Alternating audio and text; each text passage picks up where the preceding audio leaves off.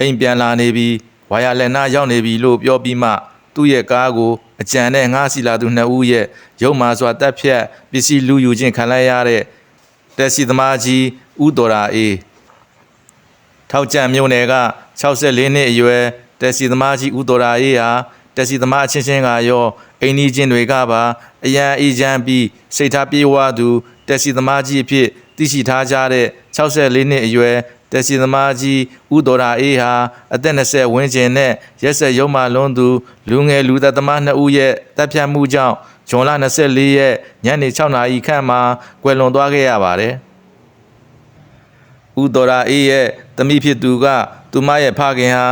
တက္ကစီသိမ်းဖို့အိမ်ပြန်လာကန်နီးညနေအချိန်အင်းစိန်ကနေထောက်ကြံကိုလူငယ်2ဦးကငှားရမ်းခဲ့လို့ဖခင်ဖြစ်သူကလည်းထောက်ကြံမှနေထိုင်တာကြောင့်လမ်းကြုံတင်ခဲ့ပုံရကြောင်းအဆိုပါလူငယ်2ဦးကထောက်ကြံမှလှုပ်ဖို့လူမလစ်လို့မော်ဘီကိုဆက်ငှားခဲ့ကြောင်းမော်ဘီဘက်မှာလည်းလူမလစ်တာနဲ့ထောက်ကြံဘက်ကိုပြန်ငှားခဲ့ပြီးမှခုလိုလှုပ်သွားခဲ့တာဖြစ်ကြောင်းရှင်းပြခဲ့ပါတယ်အဲ့ဒီနေ့ညနေမှာပဲသူမရဲ့မိခင်ကဖခင်ဖြစ်သူဦးတော်ရာအေးထံဖုန်းလန့်ဆက်တဲ့အခါအိမ်ပြန်လာနေပြီးဝါယာလက်နာရောက်ပြီးဂက်စ်ထည့်ပြီးရင်ပြန်လာမယ်လို့ပြောခဲ့ကြောင်း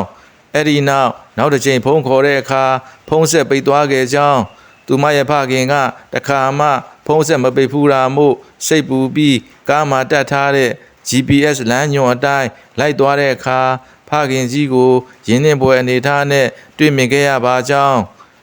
သူမရောက်ရှိသွားခြင်းကလေးကဖခင်ကြီးကအေးဆက်နေပြီဖြစ်ပြီးတာဝန်ရှိသူတွေကိုခေါ်ကာစေယုံပို့ခဲ့ပေမဲ့ဆုံးမသွားခဲ့ရကြောင်းသမီးဖြစ်သူကပြောပြခဲ့ပါတယ်။ဇွန်လ30ရက်နေ့မှာဦးတော်ရာအေးရဲ့ရက်လက်ပြုလုပ်ခဲ့ပြီးသူ့ကိုတတ်ခဲ့သူ2ဦးကိုလည်းဒီနေ့မှာပဲဖမ်းဆီးရမိခဲ့ပြီဖြစ်ကြောင်းတဦးက19နှစ်နဲ့နောက်တဦးက24နှစ်ဖြစ်တယ်လို့သိရှိရပါတယ်။